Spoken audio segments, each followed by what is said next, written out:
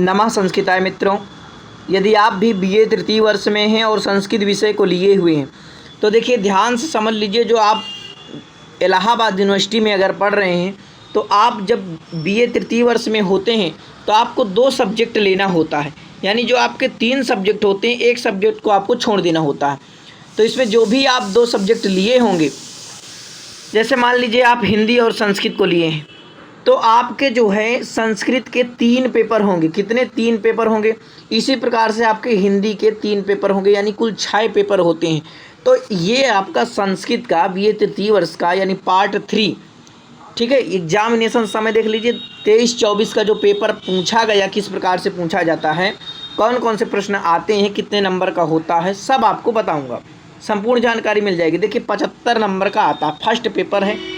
सभी प्रश्नों के उत्तर दीजिए। इकाई 1 है आपके जो फर्स्ट पेपर में लगा हुआ है साहित्य दर्पण, और आपका जो साहित्य दर्पण के अतिरिक्त जो है उत्तर रामचरित लगी हुई है। तो देखिए यहाँ पर आपसे पूछता है, ये प्रश्न हर बार आता है कि आचार्य विश्वनाथ के काव्य प्रयोजन का निरूपण कीजिए, ठीक है। यानी विश्वनाथ से संबंधित एक प्रश्न आपसे पूछ लेगा, और विश्वनाथ के अनुसार अविधा और लक्षणा व्यंजना का स्वरूप बताइए। तो आपको 2 तो कम से कम जो है तैयार ही कर लेना है, ठीक है। तो ये वाला आप मेरी तरफ से बिल्कुल नोट कर लीजिए। आचार्य विश्वनाथ के काव्य प्रयोजन का निरूपण कीजिए। या यहाँ पर एक से प्रश्न और पूछ सकता है, वाक्यम रसात्मकम कम काव्यम, ठीक है। ये आपसे प्रश्न पूछ सकता है। तो ये इसका जो है व्याख्या कीजिए, इस प्रकार से प्रश्न पूछ सकता है। अब देखिए अधोलिखित उक्तियों में से किन्हीं 3 की व्याख्या कीजिए। तो ये जो है आपकी जो है उसी से देता है, यानी साहित्य दर्पण से इनकी जो है आपको क्या करना है, 3 की जो है क्या करना है, आपको व्याख्या करना। जैसे संकेतो ग्रहेते जातो गुणद्रव्य क्रियासुचा, ठीक है। तिस्रः शब्दस्य शक्ति, यानी 3 शब्द शक्तियाँ हैं, उनके बारे में कौन कौन से, अविधा लक्षणा व्यंजना, उनके बारे में आपको बताना। तो यहाँ से आपको 3 चुन लेना है, इनकी जो है आपको क्या करना है, तो आप जो है व्याख्या करेंगे, ठीक है। इनके बारे में आपको लिखना है। और ये देखिए इसकी जो PDF है मैं अपने टेलीग्राम में डाल दूंगा, तो आपको घबराना नहीं, वहाँ से आप इसे डाउनलोड करके अच्छे से देख सकते हैं। कितने नंबर का क्या है सब यहाँ पर लिखा जा रहा है। अधोलिखित किन्हीं में 2 श्लोकों का हिंदी या अंग्रेजी में अनुवाद कीजिए। अब देखिए उत्तर रामचरित है, तो उत्तर रामचरित के 4 श्लोक आपको दिए जाएंगे। कितने? 4 श्लोक। 4 श्लोक में से आपको 2 की हिंदी में अनुवाद करना है, ठीक है। जैसे आपका पहले अथेथम प्रक्षोभी, ये आपका एक श्लोक है। फिर तत्कालम प्रियजन वियोग जन्मा, ये आपका दूसरा हो गया। दत्ता भय तोय यमादपि दंडधारे, ये आपका तीसरा हो गया। और ये देखिए चौथा, किसलयमिव मुग्धम बंधनाद विप्रलूनम। तो आप अच्छे से वाचन इनका कर सकते हैं।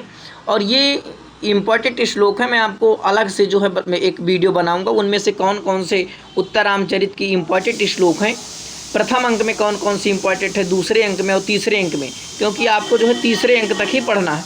तो सब मैं आपको बता दूंगा, घबराना नहीं। ये आपको मैं पेपर दिखा रहा हूँ किस प्रकार से आपका पेपर आया था, ताकि आप देख लें, क्योंकि बहुत लोग कमेंट कर रहे थे कि हमारे पास पेपर नहीं। तो इसे डाउनलोड भी कर सकते हैं, कोई दिक्कत नहीं है, ठीक है। तो किसलयमिव मुग्धम बंधनाद विप्रलोनम हृदय कमल सोसी दारुणो दीर्घ शोका। तो ये आपका हो गया।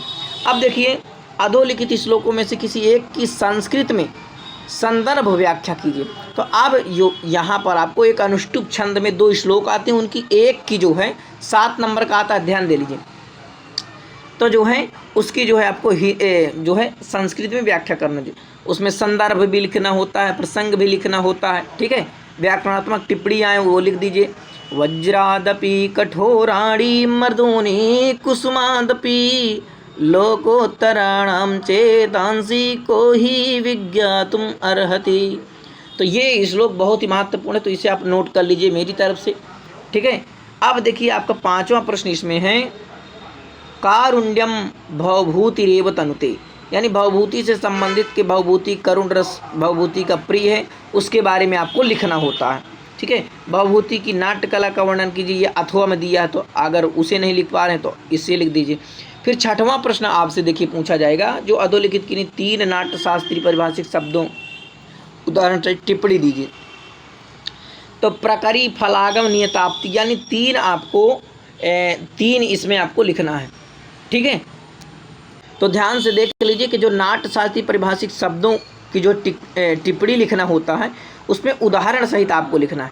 3 ही लिखना है। देखिए आपके पास 6 हैं, 1 2 3 4 5 हैं, ठीक है। कभी कभी 6 भी दे देता है, तो 5 हैं, 5 में से आपको 3 तो आप आराम से लिख ही लेंगे, ठीक है। अब जो 7वां प्रश्न इसमें देखिए बन रहा है, तो इसमें आपका देखिए 7वां प्रश्न क्या है कि एक विषय पर संस्कृत में निबंध लिखिए, या भारवे अर्थगौरव, परोपकाराय सताम विभूतया, ठीक है।